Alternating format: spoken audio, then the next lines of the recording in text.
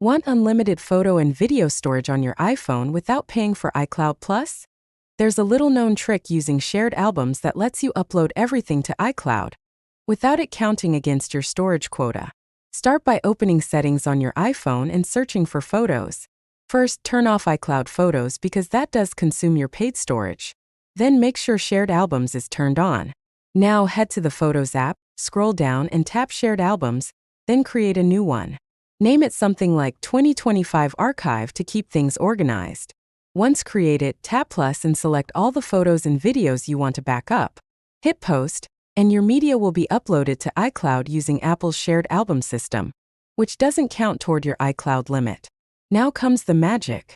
Go back to your photo library, select the same media, and delete them. Don't forget to empty recently deleted too. This frees up real space on your device while keeping everything accessible via shared albums.